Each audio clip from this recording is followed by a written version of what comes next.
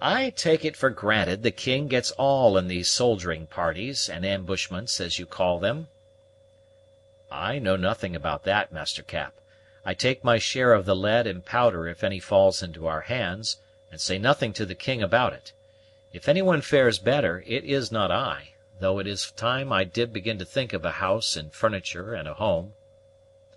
Although the Pathfinder did not dare to look at Mabel while he made this direct allusion to his change of life, he would have given the world to know whether she was listening, and what was the expression of her countenance.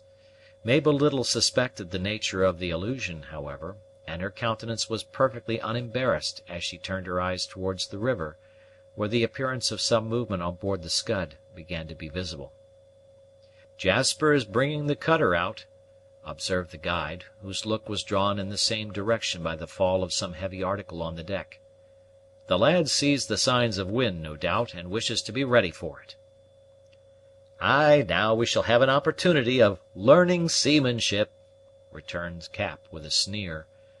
"There is a nicety in getting a craft under her canvas that shows the thoroughbred mariner as much as anything else. It's like a soldier buttoning his coat, and one can see whether he begins at the top or the bottom."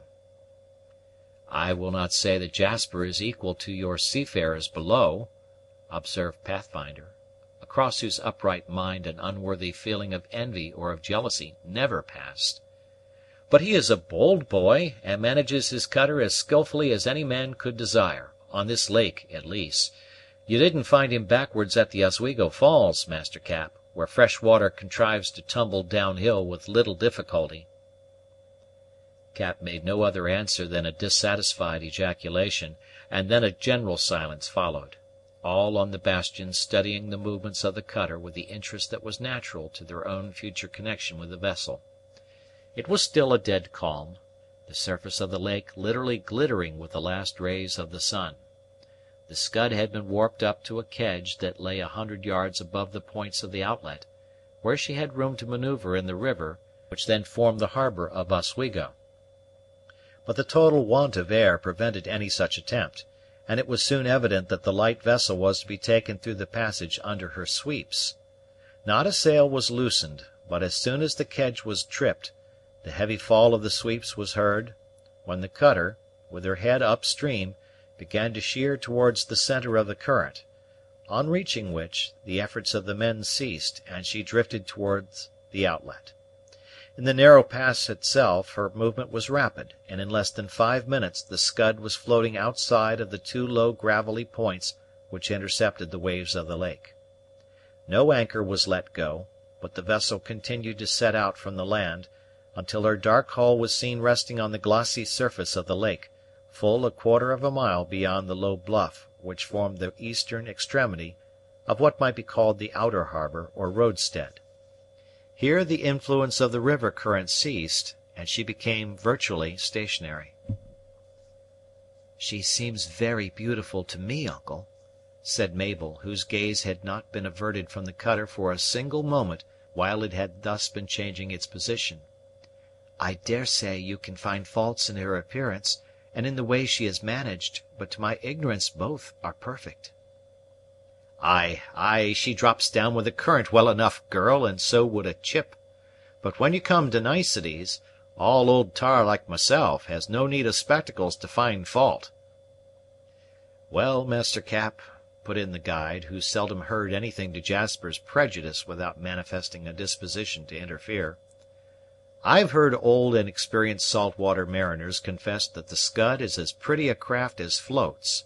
I know nothing of such matters myself, but one may have his own notions about a ship, even though they be wrong notions, and it would take more than one witness to persuade me Jasper does not keep his boat in good order."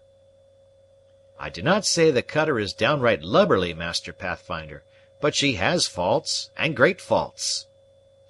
"And what are they, uncle? If he knew them, Jasper would be glad to mend them."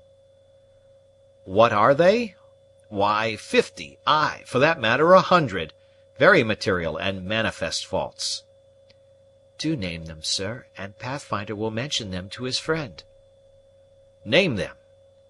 It is no easy matter to call off the stars, for the simple reason that they are so numerous. Name them, indeed! Why, my pretty niece, Miss Magnet, what do you think of that main boom now?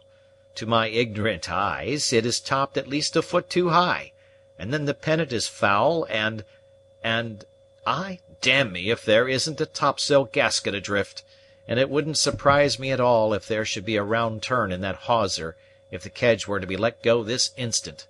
Faults indeed! No seaman could look at her a moment without seeing that she is as full of faults as a servant who has asked for his discharge." "This may be very true, uncle, though I much question if Jasper knows of them. I don't think he would suffer these things, Pathfinder, if they were once pointed out to him." "Let Jasper manage his own cutter, Mabel. His gift lies that-a-way, and I'll answer for it, for no one can teach him how to keep the Scud out of the hands of the Frontenackers or their devilish Mingo friends. His gift lies that-a-way, and I'll answer for it. No one can teach him how to keep the Scud out of the hands of the Frontenackers or their devilish Mingo friends. Who cares for round turns in kedges, and for hawsers that are topped too high, Master Cap, so long as the craft sails well and keeps clear of the Frenchers? I will trust Jasper against all the seafarers of the coast up here on the lakes, but I don't say he has any gift for the ocean, for there he has never been tried." Cap smiled condescendingly, and he did not think it necessary to push his criticisms any further just at that moment.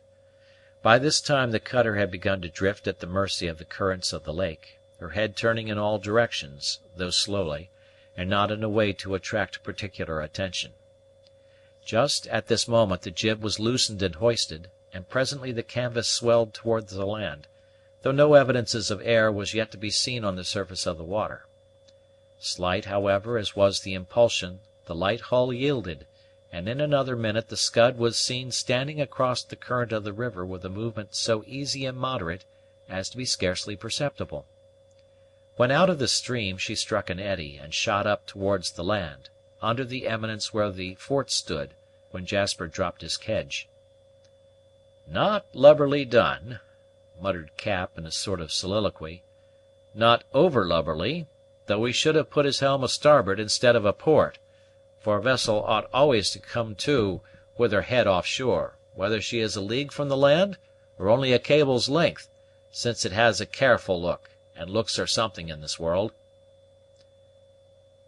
"Jasper is a handy lad," suddenly observed Sergeant Dunham at his brother-in-law's elbow, "and we place great reliance on his skill in our expeditions.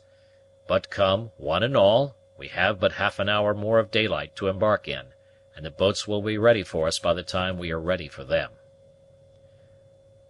On this intimation the whole party separated, each to find those trifles which had not been shipped already. A few taps of the drum gave the necessary signal to the soldiers, and in a minute all were in motion. Chapter